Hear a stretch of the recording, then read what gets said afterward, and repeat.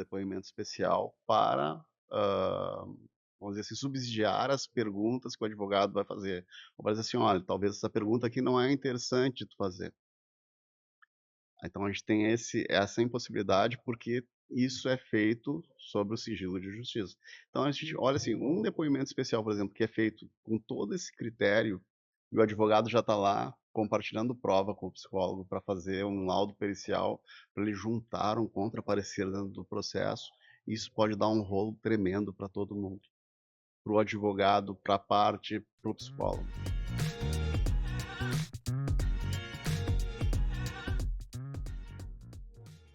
Olá, players! Sejam bem-vindos a mais um episódio do Criminal Player Podcast.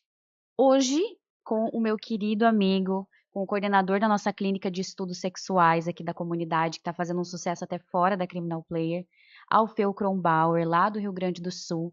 A gente está reunido hoje para tratar de um tema difícil, delicado, mas extremamente necessário para quem tenha coragem de agir como um advogado criminalista, porque é necessário ter coragem para enfrentar os nossos dilemas morais e prestar uma boa defesa, uma boa representação em crimes sexuais. E especificamente nesse contexto, o Alfeu vai nos ajudar hoje, com toda a sua experiência, a analisar de uma maneira mais crítica as perícias, né, os laudos periciais dentro do contexto da investigação, da instrução penal em crimes sexuais.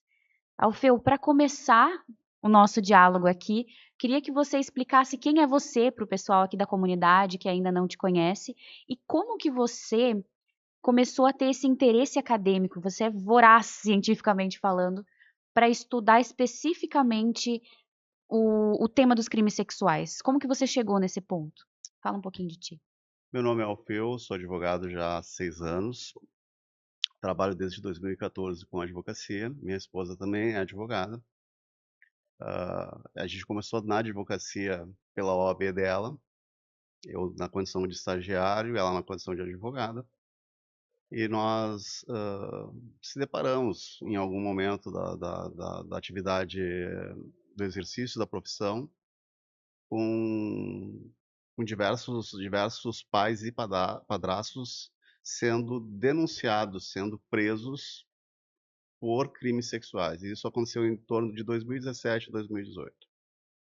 E ali que a gente teve, contato com esse público de pessoas que estavam sendo, de certa forma, já tendo a sua a antecipação da sua pena no próprio inquérito policial, porque já ficavam presos. E a gente começou então a prestar auxílio para essas pessoas e começamos a nos inteirar de todo esse contexto processual que é completamente diferente do processo penal comum. Ali que a gente teve um primeiro caso, e aí fomos crescendo no sentido de que, ainda que, né, porque muitas das famílias não têm condições de pagar um processo, então a gente começou a trabalhar meio que pro bono, em alguns casos, mais para aprender do que efetivamente porque se sabia, porque essas pessoas dependiam de uma assistência. Conseguimos parceiros nessa atuação, que é o Dr. Jorge Trindade, com o Instituto de Psicologia, em Porto Alegre, que nos forneceu diversos pareceres para essas pessoas. E ali a gente começou a ter com o Dr. Jorge Trindade, com o Dr. André César, que é o meu professor da UBRA, todo um apoio estrutural e de conhecimento técnico para começar a atuar nessa área de crimes contra a dignidade sexual. E eu gostaria de, antes da gente entrar no tema específico, no tema probatório, eu gostaria de fazer uma pergunta que pode ser até um pouco sem noção para Hum. quem não sabe que a gente já é amigo há um tempo. E eu tenho uma curiosidade imensa e vou aproveitar essa oportunidade para saná-la. Como que a gente faz para se descolar da moral e conseguir trabalhar de uma maneira técnica e dedicada nesse contexto de crime? Porque a gente está lidando normalmente com vítimas vulneráveis, com crianças ou com adultas vulneráveis, seja do gênero feminino ou masculino. Como que você, com toda a tua experiência agora, evoluiu o suficiente para conseguir enfrentar esses dilemas morais e superá-los? Eu acho que isso aconteceu na execução do trabalho. Porque num primeiro momento a gente imagina que, de fato, a gente está lidando com um estuprador, que violou uma criança, que violou a sua mulher, que violou uma pessoa na rua. Como eu tenho um caso que a gente trabalhou ato libidinoso contra menor vulnerável, e esse ato libidinoso era um olhar lascivo para uma criança, e essa pessoa foi condenada a 8 anos de prisão. Como que a gente vai provar que uma outra pessoa vendo o réu, ele teve um olhar lascivo para a criança? Como que a gente pode imaginar ou supor ou presumir que aquele olhar era lascivo? Então são coisas que são acontecimentos no tramitar, né, da nossa vida. Lógico que a gente não deixou de fazer outras coisas, mas a gente começou a se especializar, a estudar esses pontos de crimes sexuais, justamente por essas rupturas da lógica. Porque daí então a gente está vendo uma condenação do Roberto, do Ricardo, do Paulo. Essas pessoas estão te afirmando, e aí tu consegue, assim como o juiz consegue presumir que a pessoa é culpada, a gente também tem uma certa presunção de que aquela pessoa está falando uma certa verdade para ti. E como advogado a gente tem que fazer uma abstração. Assim como a gente faz uma abstração para lidar no crime de tráfico de drogas, eu no início, quando eu estava saindo da faculdade, eu tinha um cliente, e esse cliente ele foi assassinado, né. E casualmente esse cliente ele lidava com cigarros, né, ele fazia contrabando. E posteriormente, então depois dessa morte, eu acabei saindo fora, porque isso me abalou muito, logo no início como estudante ainda. A partir então desse retorno, ainda até falei para o doutor André, que foi meu professor na UBRA, disse assim: "Ó, bah, olha, o senhor, né, me desculpa, mas eu não vou mais fazer direito penal, não quero mais lidar nessa área processual". Então, no final da minha faculdade, eu fiz meu curso em direito tributário, eu fiz meu TCC em direito tributário, que é direito público. Todas aquelas mazelas do Código de Processo Penal, a gente acaba usando no processo administrativo do direito tributário. Então, de certa forma, eu não me desvinculei disso. Começamos então a fazer o direito tributário, eu fiz especialização no direito tributário, mas só que as pessoas necessitam, a demanda é muito alta. E aí foi começando, né, a gente fez o primeiro processo, segundo processo, tributário, civil, e isso, e aí chegou então para nós esse caso do do criminal, no sentido de fazer a defesa do crime sexual, e a partir dali então a gente começou a fazer esse atendimento, e dali não conseguimos parar mais. Porque um vai indicando para o outro, e a gente tem essa conexão então, Uhum. de pessoas nos trazendo. E de certa forma, a gente tem que olhar com um certo distanciamento, porque de fato a gente vai acontecer de um criminalista que trabalha com esse tipo de crime, de encontrar crianças, por exemplo, que morreram em função de um estupro. Eu fiz uma aula de tanatologia com o Benfica, lá do IML de Porto Alegre, e ele nos mostrou diversas formas. Eu, graças a Deus, não tive oportunidade ainda de ter nenhum caso de um fato morte em função de um estupro, mas a gente teve, o conhecimento de como essas crianças chegam no IML. É terrível, então assim, a gente tem que abstrair muito, a gente tem que como se a gente tivesse um alter ego. Eu acho que essa seria a definição mais clássica para que um criminalista conseguisse trabalhar sem que isso afetasse emocionalmente. Ainda que a gente consiga se prevenir e se permitir, eu acho que o alter ego seria a resposta para tua pergunta. E que bom que a gente já entrou nessa questão de tanatologia e a prova, quando a gente vai chegar nesse ponto ainda de se discutir a prova testemunhal, mas quando a gente tem uma situação processual em que a prova é pericial, surge um novo desafio. A gente já ultrapassou o desafio moral, o criminalista já conseguiu fazer essa abstração que você muito bem definiu, mas agora a gente precisa analisar uma prova cuja a situação gráfica, normalmente, né, é gráfico, é uma descrição que nos desconforta, mas ela precisa ser analisada. E agora, Alfeu, como que a gente analisa a prova técnica em crimes sexuais? O que que tu tem para nós de orientação quanto a isso? A prova técnica, ela tem o regramento no CPC, principalmente da prova pericial. Ela vem lá do artigo 465, 464 até 473, se não me engano. Todo o regramento dessa prova, do laudo, que vai incorporar dentro do processo criminal, ele vem ali. Então tem que ter o nome, tem que ter a qualificação do psicólogo ou do perito, e a gente tem que observar regras conexas do próprio processo penal. Então a gente fica vinculado a esses dois sistemas jurídicos. Então, o primeiro ponto que a gente tem que verificar é o seguinte: o que que é uma perícia? Perícia é feita por um perito legal. Ele é um perito contratado, nomeado, concursado para ter e exercer a função de perito. Se não for o perito, ele é uma pessoa de nível superior que vai assinar essa perícia. No entanto, lá no artigo 159 do CPP, nos diz o seguinte, que quando não é o perito, para fazer então essa perícia, necessitamos de 2 pessoas com nível superior, preferencialmente com a formação na área em que será feita essa perícia. Será feito esse parecer, que assim seja, né? Que vai subsidiar ou vai substituir, então, o exame pericial nesse sentido.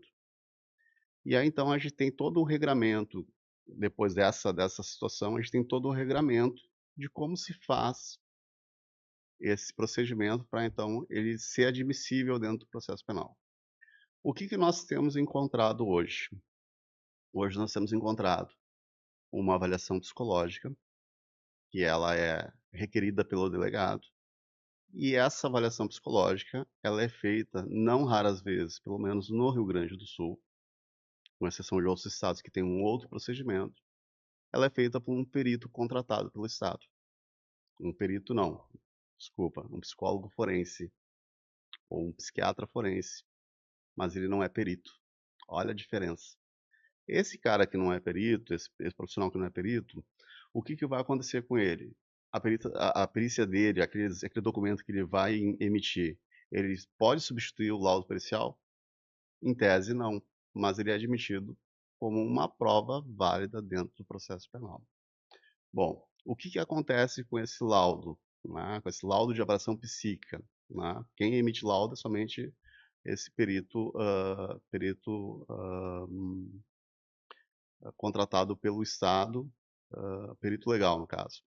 Então, o que que vai acontecer com esse laudo? Ele entra no processo como se prova absoluta fosse irrepetível, porque a gente não consegue mais repetir essa prova, só que ela entra sem o contraditório e ela tem veracidade absoluta.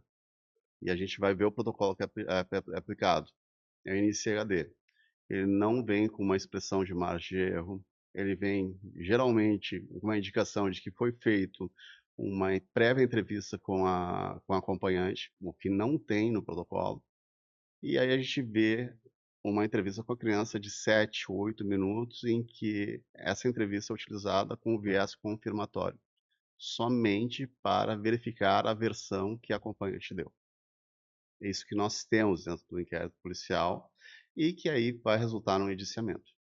Bom, feito o indiciamento, aí a gente tem a novela que todo mundo já conhece, denúncia, 10 dias para fazer resposta à acusação, e para nós um tempo muito pequeno para a gente poder defender essa pessoa, porque daí a gente tem que ter uma bagagem, né, pré-existente para poder combater esse laudo, para poder impugnar esse laudo no primeiro momento na resposta à acusação. Bom, o que está acontecendo, principalmente em algumas cidades do Rio Grande do Sul? Há uma ruptura daquele sigilo processual que tem, por exemplo, no processo de família. Então, a gente conhece pessoas que estão há 4, 5, 6, 7 anos discutindo guarda e visitação no processo de família. E a gente tem uma parte que não está logrando êxito na forma como está conduzindo o processo, e não raras vezes aparece dentro de um processo familiar, ou até mesmo de um processo de um inquérito policial, um laudo de um psicólogo que acompanha clinicamente essa criança e faz então esse parecer para subsidiar e para indicar que essa criança tem sintomas inespecíficos que são prova ou que são indicativos de que essa criança foi abusada sexualmente por um adulto. Bem, a própria resolução do Conselho Federal de Psicologia, se não me engano, são 2 ou 3 que regulam essa matéria, elas proíbem que o psicólogo clínico faça um parecer para subsidiar um processo. Então há essa proibição. Mas o que é interessante de verificar? Quando a gente tem essa postura desse clínico, a gente não tem nesse laudo, por exemplo, verificabilidade e falsibilidade, porque eu não tenho um contraditório desse documento, eu não tenho intimação do réu para formular quesitos. Como que eu vou fazer essa verificação dentro do procedimento extraprocessual? Aí a gente tem uma possível responsabilidade do psicólogo, uma possível responsabilidade da parte que violou, então, esse segredo de justiça, e a gente pode ter aí, então, um processo criminal, né, por violação, por quebra desse sigilo processual. A gente conversou um pouco sobre isso, né, sobre essa quebra de sigilo nos processos que estão sob segredo de justiça. Mais cedo, para quem está assistindo a gente agora, a gente teve uma imersão muito legal com o Auri, ele discutiu esse tema também. E a gente percebe a construção de uma narrativa de vestígio ao total arrepio da defesa, cerceia-se totalmente uma oportunidade visceral, que é a quesitação, e aí existe sequer um vestígio completo, é um meio vestígio de uma suposta hipótese que talvez venha a não ser comprovada, porque a gente conversou sobre isso ontem também, né? É uma arrogância epistemológica acreditar que a gente vai chegar à verdade no processo. E cria-se um cenário de muita crise para a defesa. Tu pontuou dois termos que eu considero fundamentais para que a gente siga nessa nossa discussão hoje, que é a falseabilidade e a verificabilidade. O que exatamente são esses dois termos e como que eu, enquanto criminalista, se eu me deparar com um desses laudos incompletos, um parecer totalmente enviesado, como que eu exploro esses dois conceitos na minha defesa? Bom, o que a gente tem dentro da do conceito psicológico de como essas provas são extraídas da criança, é sempre pelo conceito traumatogênico. Então é sempre do trauma que vai nascer, as ilações que o adulto entende que a criança está sofrendo. Não necessariamente é o que a criança sofreu ou está sofrendo, porque a criança ela não sabe, dentro daquele universo dela, especificar o que ela está sentindo. Mas não necessariamente isso seja decorrente de um abuso sexual. Então, o que a gente tem, geralmente, em relação a isso, é que vem um parecer de uma pessoa que está acompanhando essa criança, ela não sabe identificar, mas ela percebe, talvez por uma narrativa que veio de uma outra pessoa, trazendo isso, que ela está apresentando algum sintoma, que ela não está querendo dormir direito, ou que ela não dorme de noite, ou que ela tem sobressaltos nos sonhos, ou que ela tem algum problema ah, comportamental, de não querer se alimentar, e isso é interpretado sempre no sentido de que isso possivelmente é decorrente de um abuso sexual. Bom, Karl Popper, que deve ser uma pessoa muito idolatrada pela senhora, né? Ele introduziu, então, para a psicologia, essa forma de se buscar a verdade através da falsibilidade e da verificabilidade. Ou seja, é a testagem de hipóteses. Se ele não consegue testar, se ele não consegue opor uma hipótese à premissa que está sendo feita, então essa hipótese ela não se sustenta. E esse é o conceito básico que a gente utiliza para verificar, então, esses pontos, da verificabilidade, da falsibilidade dessa premissa, que é: a criança foi abusada sexualmente ou a criança tem um outro sintoma. E note-se que, por exemplo, nós tivemos agora, nos últimos tempos, uma progressão, porque eu acho que de tanta gente bater em cima dos psicólogos forenses ou desses psicólogos contratados, do que eles estavam fazendo, porque às vezes é o seguinte: o que que a gente tem especificamente no laudo pericial? A gente tem, por exemplo, um psicólogo fazendo um diagnóstico, mas ele não coloca qual o sintoma que ele percebeu na criança nesse laudo. Ou seja, tu não tem como contradizer ele. Essa perícia ou até mesmo essa entrevista, ela é feita a 7 chaves, a gente não consegue adentrar dentro desse mundo para saber como foi que ela extraiu essa informação da criança, Qual como foi método de qual método que diagnóstico? foi utilizado, o pior, que ninguém nunca fala, qual a margem de erro desse método. Isso é o que a gente precisava ter, porque assim, uma coisa é o tornar um documento emitido sobre a questão do método do protocolo NCHD, feito, realizado, e dizer assim: "Olha, essa fala aqui é absoluta", sem informar a margem de erro. Só que para quem está vendo, está lendo esse documento, ele torna isso uma verdade absoluta sem saber que tem uma margem de erro muito grande. Ou seja, se a margem de erro era de 20%, olha só, 20%. Se a margem de erro era 20%. E essa pessoa que está julgando, como é o caso do juiz, ela não sabe que tem essa margem de erro e torna isso absoluta, essa margem de erro ela aumenta para 40%, 50%. Ora, a gente vê pessoas brigando por disputa política quando se tem uma margem de 2 pontos percentuais, para menos ou para mais. Mas por que que a gente não tem pessoas brigando por uma perícia efetiva, por uma perícia que possa ser contraditada, que possa ter a sua verificabilidade feita, quando ela tem, por exemplo, 37% de margem de erro? Então é isso que a gente tem hoje como um viés praticamente político. Então, por mais que a gente chegue até uma instrução, que a gente consiga convencer o juiz que aquilo ali está errado, a gente tem ainda um julgamento moral, que é o que tu mencionasses no início. Como que a pessoa pode se desprender disso? Porque, veja, quando a gente entra numa sala, por exemplo, da Sexta Vara Criminal em Porto Alegre, vamos ser bem específicos.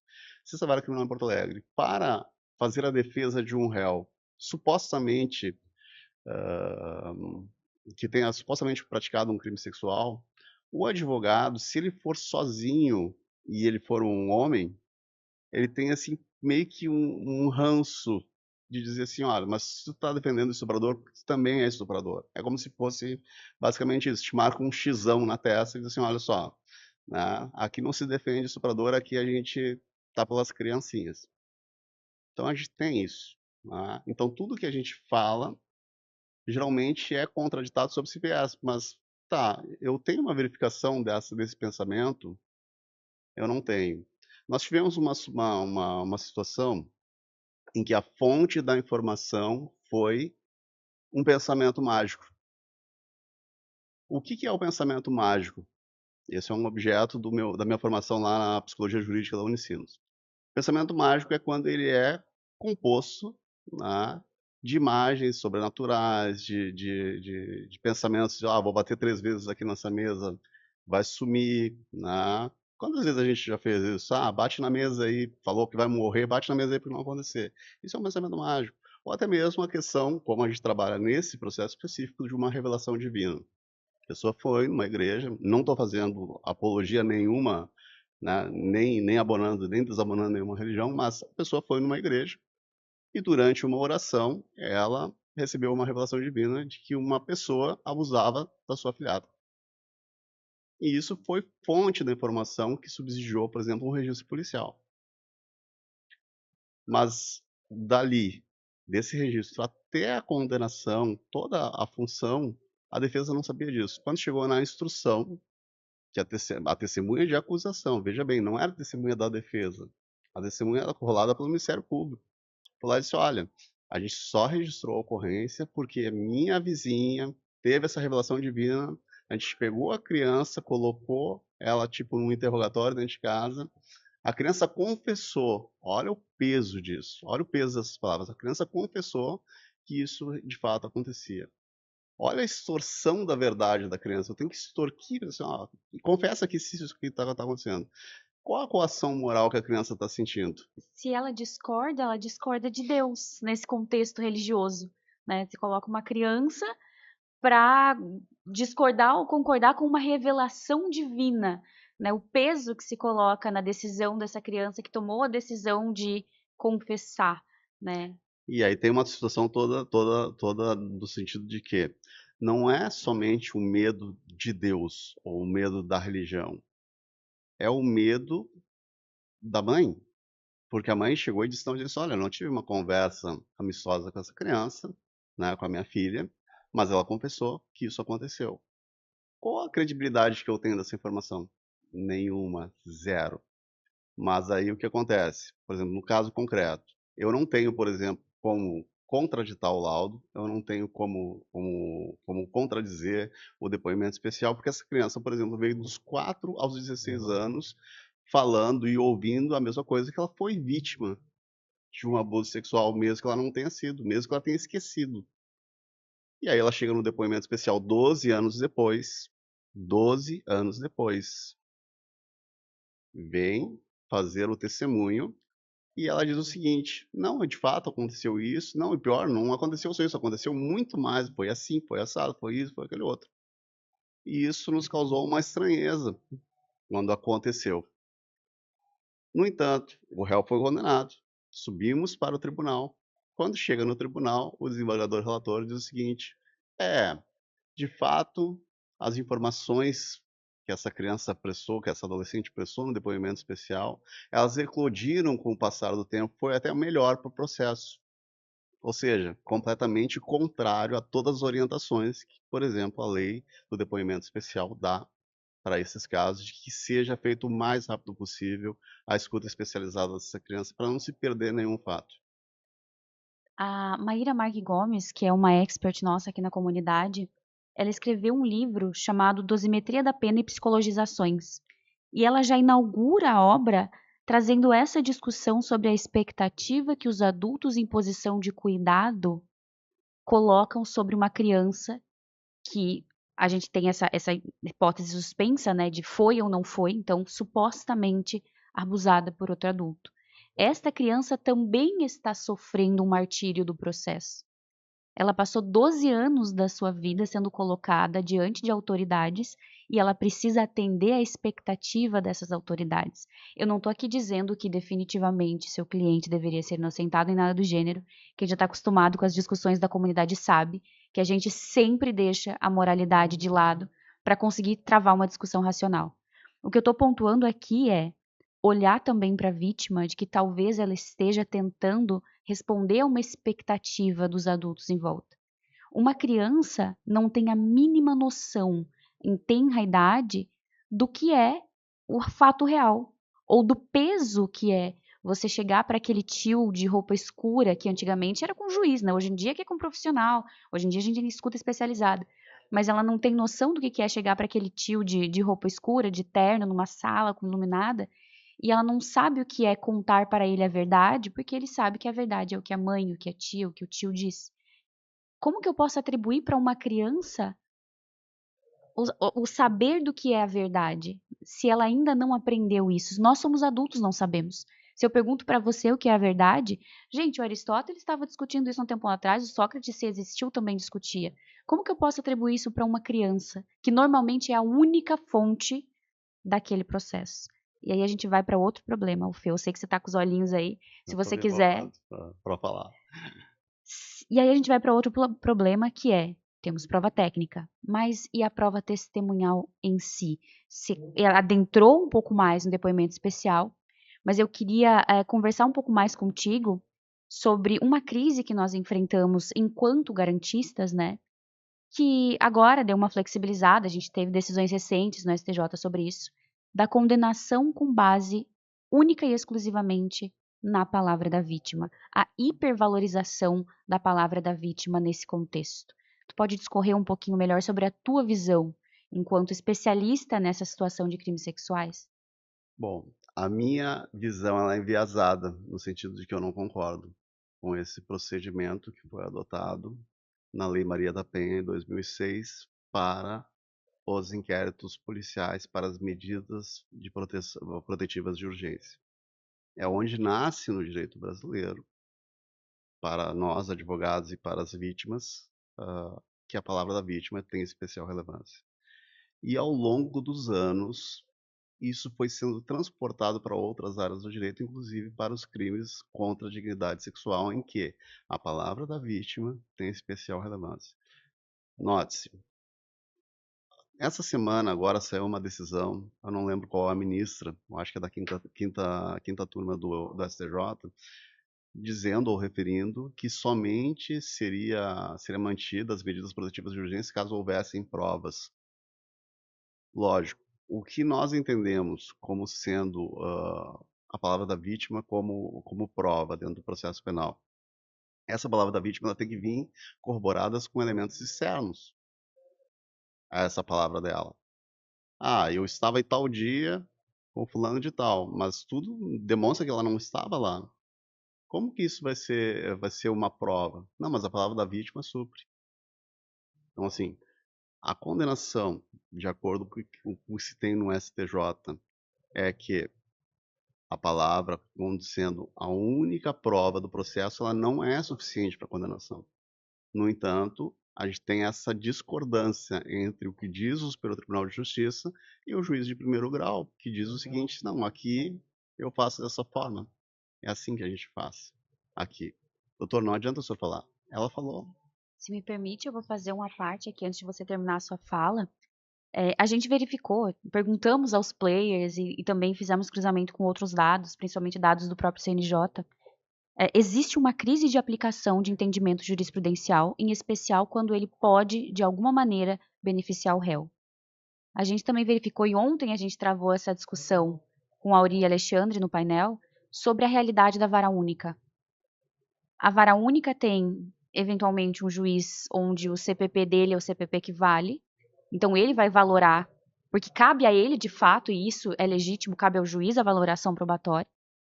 A gente vai para um segundo grau que aplica raramente, pela percepção dos nossos players, é raro, a aplicação de precedentes favoráveis ao réu. E a gente entra num cenário de recurso especial onde 96% não são admitidos. Qual é a chance de eu conseguir, nesse cenário, né, trabalhar de uma maneira favorável para esse réu que está sendo condenado com base em uma única prova e, com perdão do meu francês, meio mambembe, meio capenga, que foi construída fora de método, que foi feita com base em um pensamento mágico. Ou então, me ajude a lembrar o termo técnico para isso, aquela prova onde a criança ela cria uma realidade com base na narrativa dos adultos em volta. É uma falsa memória. Isso, uma falsa memória. A gente estudou sobre isso em março, né? Que não é dolosamente construída. A gente não está dizendo que todos os adultos em volta, de maneira maquiavélica, não vamos injetar memórias falsas nessa criança para que ela, a partir daqui, entenda que foi vítima, etc. Não, é uma situação cientificamente comprovada. E aí entra a importância do método, né? Fiz toda essa volta porque eu queria que a gente entrasse nesse ponto para a nossa última etapa de conversa. Quais métodos existem para a construção, né, para a colheita dessa prova e para a análise dessas provas, sejam técnicas, sejam provas técnicas, periciais ou testemunhais? Quais métodos você nos orienta para que a gente preste atenção se eles foram cumpridos ou não? Bom, o primeiro passo que o criminalista ou advogado tem que tomar nessa ação é, de acordo com o sigilo que tem dentro do processo, pedir permissão para o compartilhamento de provas nesse processo penal, especificamente do crime sexual, com um psicólogo particular, para que essa pessoa possa sim fazer um parecer em relação a esse procedimento, ao que tem dentro do processo. O que diz lá a lei do depoimento especial é que o juiz teria que intimar a vítima ou o representante legal da vítima para que essa pessoa, então, concordasse com essa disponibilização, com esse compartilhamento de prova para com a defesa. Esse é o primeiro ponto. O segundo ponto que eu vejo como necessário: não tem como um advogado trabalhar sozinho nessa área sem ter um parecerista que vai acompanhar e vai verificar, de acordo com o conceito psicanalítico ou com o conceito, né, pericial, as etapas dos procedimentos e do que foi trazido como elemento probatório para dentro desse inquérito policial ou para dentro dessa ação penal. Esses são pontos fundamentais. Bem, em relação ao depoimento especial, a gente tem certo procedimento que algumas varas permitem e outras não permitem a presença de um assistente técnico no depoimento especial para, vamos dizer assim, subsidiar as perguntas que o advogado vai fazer. Ou vai dizer assim: olha, talvez essa pergunta aqui não é interessante tu fazer. Então a gente tem essa impossibilidade porque isso é feito sob o sigilo de justiça. Então a gente olha assim, um depoimento especial, por exemplo, que é feito com todo esse critério, e o advogado já está lá compartilhando prova com o psicólogo para fazer um laudo pericial, para ele juntar um contraparecer dentro do processo, isso pode dar um rolo tremendo para todo mundo, para o advogado, para a parte, para o psicólogo, que podem ser ali, né, como eu bem falei antes, uh, denunciados por uma quebra de sigilo dentro do processo. Que nem o diz o Auri hoje de manhã na imersão. Ah, vamos perseguir lá o psicólogo que fez esse laudo. E esse cara vai estar complicado, ele não vai mais poder fazer nada. Ele perdeu a profissão dele, ele colocou em risco a profissão dele. Então, esses dois pontos são os fundamentais. Bom, quando se entra num depoimento especial, a gente tem que cuidar a questão da Lei Mariana Ferrer. Isso assim, é absoluto. Lógico que o que acontece dentro do judiciário, o que acontece dentro da psicologia hoje é que foi introduzido no judiciário um conceito psicanalítico de descoberta da verdade, quando a gente teria que ter um conceito mais prático, mais verificável, né? Como disse a psicóloga ontem, eu esqueci o nome dela, que veio com o Rodrigo Falks, a gente tem que ter a Priscila psicometria, Abeli. a gente tem que ter tipo uma psicometria, que são esses conceitos americanos de psicologia que são mais atuais hoje, né, aplicados com maior efetividade no processo judicial brasileiro. Bom, eu acho que deixei passar ali um ponto que é a minha percepção sobre as varas especializadas. Eu acho que as varas especializadas, elas têm justamente esse conhecimento avançado, né, de que eles sabem tudo e quem está ali postulando ou quem está representando o réu não sabe nada. Então a gente tem esse prejuízo. Então, quanto mais experiente é o juízo, mais problemático ele é. São Tomás de Aquino dizia isso na Suma Teológica. Quanto mais experiente uma pessoa acha que é, mais problemáticas são as decisões que ela toma, porque ela tem essa noção e ela tem esse sentimento de que tudo que ela faz é absoluto e não se coloca, né, em nenhum momento essa possibilidade de contestação desses fatos. Então, acho que esses pontos são os principais. Tá?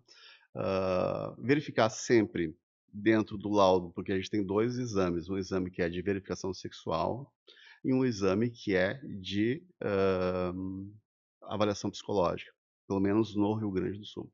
Então, verificar sempre os requisitos desse exame que é feito no IML, por um médico, verificar se esse exame foi feito por um médico, por exemplo, no hospital, né? Porque daí não se trata de uma perícia legal, ele é um exame, né? Então, às vezes esse exame, pelo que o médico viu lá, ele não é conclusivo para atestar que a criança foi abusada sexualmente, ou que uma mulher foi abusada sexualmente. E ele depende de um laudo oficial que é emitido pelo médico legista.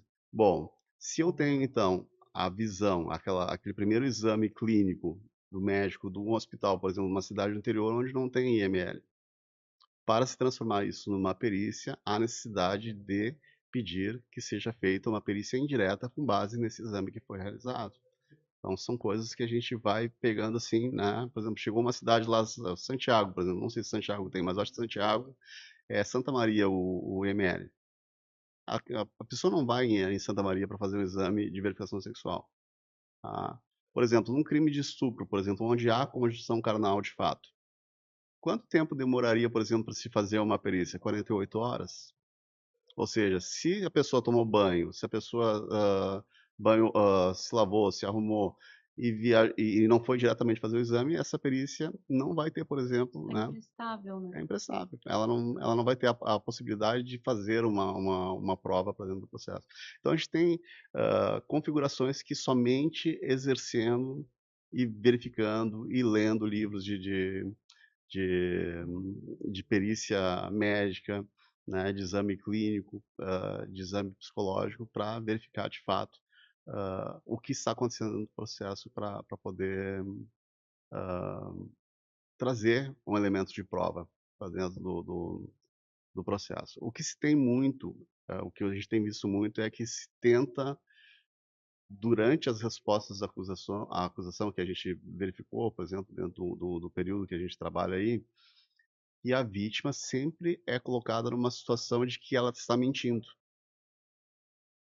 A gente sempre tem esse viés interpretativo de que é mentira, de que é não sei o que mais, às vezes não tem como tu não dizer que aquilo aconteceu, né. E, assim, tal como afirmar que é possível alcançar a verdade no processo penal, a gente não pode fazer o caminho contrário, né, a gente não Não, tem como dizer terminantemente: "Isto é mentira", porque não afinal de tem. contas eu não consigo sequer saber se isso pode ser verdade, né, a gente tem ali, né, não lembro se foi hoje de manhã ou em algum outro momento, realmente as palavras falam, né, Wittgenstein tá aí pra isso. Quando eu dou a algo rótulo de mentira, eu coloco toda aquela fonte, toda aquela, a prova que veio dessa fonte com nenhum crédito. Boto tudo no mesmo balde, não tenho mais crédito. A gente aprendeu com Sidney Priolo Filho que a prova testemunhal, principalmente, ela é fragmentada. Eu não posso interpretar um depoimento como um todo. Eu preciso analisar a coerência, a lógica, a emoção, qual é a construção psicológica dessa pessoa. Em prova testemunhal, é quase impossível analisar uma prova testemunhal sem conhecer a testemunha, de fato. E aí que entra o trabalho de profissionais externos ao direito, que com a sua expertise vão trazer essas informações, porque eu percebo que em muitos crimes, em especial violência doméstica, crimes sexuais, crimes que demandam conhecimento científico externo ao direito, o advogado faz um trabalho de Hermes, né? Um rosto virado para o processo e um rosto virado para outra área da ciência, que a gente tem que traduzir e transmitir essa mensagem para o direito. E aí, a gente ainda tem um tempinho para discutir sobre isso. Eu queria saber um pouco mais da sua orientação de como eu consigo transmitir toda essa conceituação técnica. Você, com conhecimento psicológico, com conhecimento de psicanálise, com toda a sua experiência, quando você conversa com um profissional, com um perito, com um assistente técnico, você entende o que ele está dizendo. Os conceitos dele lhes são familiares, mas como é que eu transmito isso para um julgador? Você tem alguma técnica específica que você usa? Matéria bem difícil de se fazer, porque a gente fica na posição de pombo-correio, porque a gente tem que transmitir o que um profissional falou, interpretar o que ele falou e traduzir para uma outra linguagem que é a jurídica. A gente tem esse problema. Primeiro ponto que eu acho que é importante a gente falar, eu passei 2 anos fazendo especialização na Unicinos, e eu acho que a cada semana ou a cada aula eu perguntava para o professor que vinha: "Ó, vem cá, tem como saber o que é mentira quando a pessoa está mentindo?" Categoricamente, nenhum dos professores disse que era possível verificar a mentira. Então, eu não tenho como dizer que a versão que a vítima está trazendo é mentira. Bom, eu tenho como descredibilizar a versão da vítima, porque esses elementos externos que estão vindo dentro do processo, eles não condizem com aquilo que a vítima está dizendo que aconteceu. Então, quando acontece essa ruptura entre o que ela está falando e o que está sendo comprovado externamente, a gente tem então a possibilidade de impugnar essa credibilidade desse depoimento. E aí, eu gosto muito de discutir essa questão da credibilidade do testemunho, porque me chama a atenção um desafio do jurista, que é quando eu faço juízo de valor sobre a prova testemunhal, eu estou fazendo um juízo de valor jurídico. Eu não estou fazendo um juízo de valor moral sobre a fonte da prova. Porque aí fica muito difícil. Como é possível, doutora, que você olhe para uma criança de 5 anos e me diga que não é crível o que ela disse? Por que uma criança mentiria? Justamente para que eu não precise me perguntar o porquê uma criança mentiria, que existe método científico de coleta e análise de prova. Só que eu percebo, e eu não digo isso de uma maneira totalmente arrogante, eu não vou ser estúpida a ponto de achar que é possível criticar um ser humano dessa maneira. Mas eu acho que o juízo, o representante do juízo, ele não o faz dolosamente. Quando ele faz automaticamente esse raciocínio de, putz, como que eu vou dizer que uma criança, numa sentença, porque nós atribuímos um caráter divino a uma sentença, como que eu vou dizer que uma criança numa sentença mentiu e por isso eu vou absolver um suposto estuprador? É um desafio muito grande, né? O direito ele é um desafio retórico muito grande, porque eu não tenho, e a gente volta de novo para a discussão do Auri, eu não tenho espaço para discorrer com o juiz sobre isso. Como é que eu vou falar para ele, doutor? É o seguinte, juízo de valor jurídico, juízo de valor moral. Eu estou fazendo esse aqui. A gente precisa construir um raciocínio com ele que o espaço processual não permite. Então, traduzindo, fazendo a longa história curta, é uma baita de uma sinuca de bico. É uma sinuca de bico porque a palavra do juiz, como tu bem falou, ela é divina. Mas só que perceba, o que o juiz coloca na sentença como sendo a fala da menina ou da vítima, não é o que aconteceu. É uma interpretação do que a criança disse do que aconteceu. É um filtro do filtro do filtro, né? A gente tem a fonte, É, tem o filtro do adulto, tem o filtro de quem coletou a prova, tem o filtro das partes e tem o filtro do jogador. então aquilo ali não é o fato, aquilo ali não é o estupro, aquilo ali não é o abuso sexual contra a criança. Então a gente tem que ter essa possibilidade do que foi falado, do que foi traduzido, do que foi trazido para dentro dessa sentença como razão de decidir, olhando sobre esse aspecto de que aquilo ali não é o fato, aquilo ali é é uma redução, uma interpretação do que de fato aconteceu naquela audiência de depoimento especial.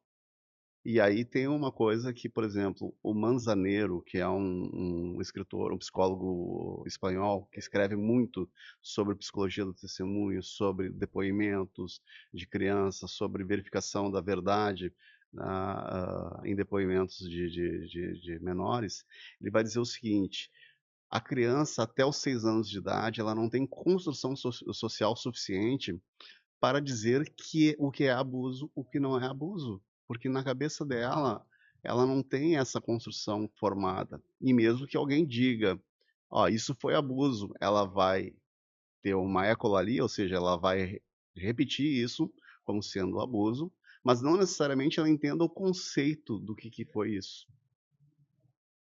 A E gente vai conversar depois com o Fawkes, ele vai discutir sobre essa importância da linguagem, né? Para que nós dois para que a gente consiga chegar num denominador comum do que é um conceito, nós dois precisamos ter a construção idêntica daquele próprio conceito. Como que eu vou fazer isso entre um adulto togado e uma criança de 6 anos? então, na psicanálise, através do Freud, a gente tem então essas investigações do id, do ego e do superego. Bom, então tem a possibilidade, de acordo com os conceitos psicanalíticos, de buscar a verdade dentro do subconsciente da pessoa. Então se faz toda uma estruturação, uma investigação e se chega a um resultado que ele é reduzido a termo, mas isso é de fato o que aconteceu?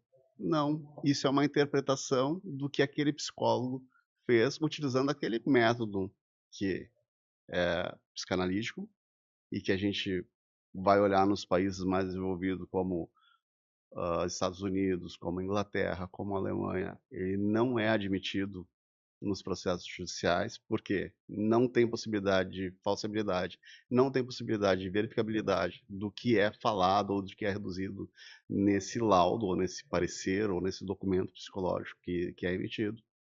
Então, a gente tem esse detalhe em relação a essa questão da criança. Então, Manzaneiro diz o seguinte: olha só, não tem como a gente atribuir valor moral ao que uma criança está falando até pelo menos os 6 anos de idade, porque ela não tem construção social. Então, o que ela fala é desprendido de uma realidade adulta, porque o que ela fala tem uma realidade infantil. O adulto já superou há muito tempo. Então, a gente tem esse distanciamento. Quando uma criança fala, por exemplo, existem testes psicológicos que se aplicam em alguns procedimentos. Então, por exemplo, a criança foi lá e fez um risco. Isso aqui é um símbolo fálico. Uhum. Então, essa criança foi estuprada uma vez. Fez 2 riscos. Isso aqui é 2 símbolos fálicos. Então, essa criança foi estuprada 2 vezes. Fez 3 riscos. Não, então essa criança aqui foi estuprada muitas vezes. Como se fosse uma tabela, né? Totalmente Não inadequado. tem como a gente descobrir isso. Não tem como a gente saber, mas vai depender da intenção de quem está avaliando essa criança. Se essa criança, então, se esse adulto que está avaliando, né, essa criança, ele tem vamos dizer assim, esse pensamento de que aquilo ali que ela está vendo é de fato um símbolo sexual, isso vai se transformar num abuso sexual em um momento posterior. A gente vai ter esse prejuízo todo, que é discutir anos, que é vendo pais de família sendo colocados na cadeia por 20, 30, 40, 50 anos. Então a gente tem assim hoje, a gente vê, eu vejo no estudo do direito, por exemplo, uma preocupação muito grande de áreas, de grupos de criminalistas estudando o júri. Mas vamos ver o quanto que de pena tem o júri. Tem 20 anos, 25 anos, e se estuda muito essa área. Só que hoje, por exemplo, os crimes sexuais estão alcançando penas de 54, de 60, de 80 anos. E por que que a gente não tem, então, estudos mais aprofundados dessa área? Por que que a gente não tem uma comunidade jurídica voltada para esses questionamentos, para criticar, para buscar, então, uma melhora desse sistema judicial? A gente não tem isso. E aí a gente tem a questão da vara especializada dos crimes Uhum. sexuais, a gente tem a questão da vara única, então a gente tem esses problemas que são muito pujantes no nosso dia a dia. Eu tô estarrecida com o que a gente conseguiu fazer nesse episódio aqui agora, indo para 13 minutos. Eu tô muito estarrecida, porque o que mais desperta em mim no final dessa nossa conversa é curiosidade. Tô desesperada para voltar para casa, revisar a doutrina, ler o livro da Maíra de novo, estudar psicanálise para ver se isso pode ser ou não pode ser descartável.